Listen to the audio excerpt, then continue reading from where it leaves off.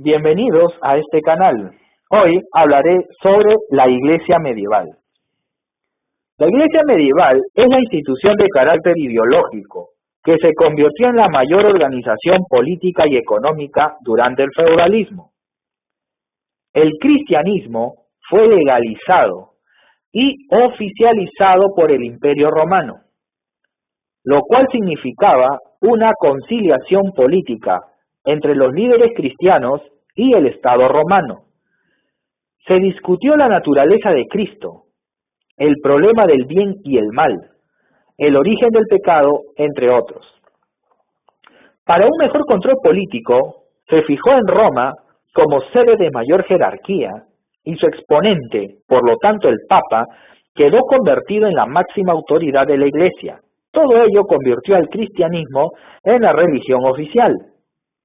Ahora veremos las causas de su poder. Primero, la Iglesia católica fue obteniendo la propiedad de latifundios, provenientes de los estados, a los que apoyaba mediante el control sobre los grupos de poder económico y por herencia. Segundo, el diezmo, que representaba el 10% de las riquezas de un feligrés. La primicia era la primera cosecha de los campesinos. La venta de indulgencias, por otorgar el perdón de los pecados, y por último los clérigos cumplían funciones educativas. Los dogmas de la Iglesia descansaban bajo dos escuelas. Primera, la patristica. El nombre deriva de los primeros padres de la Iglesia cristiana y su influencia duró hasta el siglo VIII. Sentó las bases doctrinales de la Iglesia, las cuales permitieron articular las enseñanzas del cristianismo. Sus representantes fueron San Agustín, San Jerónimo, San Gregorio, entre otros. La segunda escuela fue llamada la escolástica. Su nombre quiere decir escuela. Predominó su influencia entre el siglo VIII hasta el siglo XV. Su objetivo era buscar el respeto a la autoridad de Dios y el ejercicio de la razón. Sus principales representantes fueron Tomás de Aquino, San Anselmo, Pedro Abelardo, entre otros. La Santa Inquisición fue fundada en el año de 1215 por el Papa Inocencio III.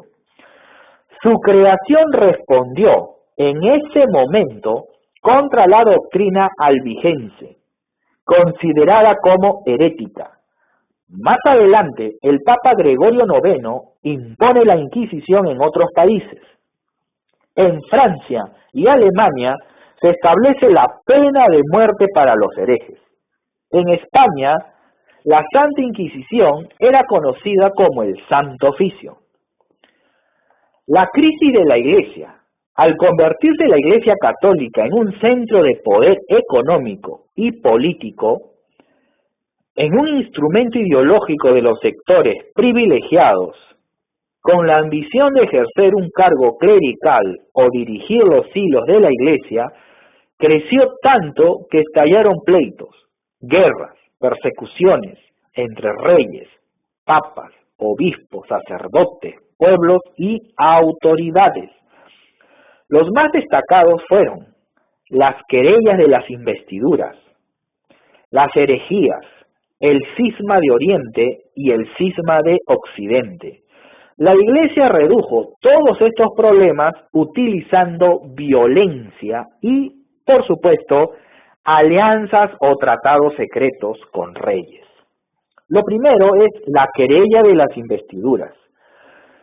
Se hace una demanda contra la Iglesia por corrupta, a cargo de los monjes Cluny y la Pataria de Milán. La denuncia era que muchos eran clérigos solo para hacerse ricos. Segundo, las herejías. Fueron las posiciones doctrinarias disidentes de los dogmas oficiales de la Iglesia. Eran grupos nacidos desde los primeros cristianos, pero con la oficialización de la Iglesia católica se convirtieron en una amenaza. Los más destacados fueron el arrianismo, el donatismo, el nestorianismo, el monofisismo, los valdenses, entre otros. Tercero, el cisma de Oriente. Fue una separación de obispos orientales frente al poder centralista del papado en Roma. En el año 1054 se estructura la Iglesia Ortodoxa. Su precursor fue el teólogo griego Focio. Rechazó los dogmas de la Iglesia. Se extendieron al norte de África, Persia, Armenia, Etiopía, entre otros. La misa se realizaría en griego. Desconocen la autoridad del Papa, no al celibato y se considera a Cristo como cabeza de la Iglesia. Cuarto, la cisma de Occidente. Fue un enfrentamiento entre las autoridades de la Iglesia y los reyes europeos.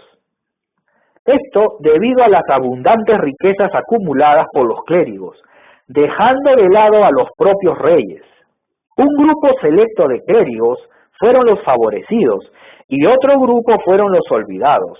Por ello, esta cisma se origina al interior de la Iglesia.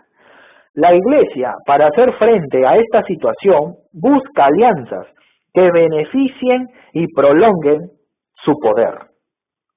Tanto los papas Juan XXII, Benedicto XII, Inocencio IV, Urbano IV y entre otros, iniciaron los tratados y alianzas con los reyes de Europa, con el fin de detener esta lucha y por su parte la Iglesia les daría beneficios a estos reyes. Conmigo será hasta la próxima. Les estoy muy agradecido. Permiso.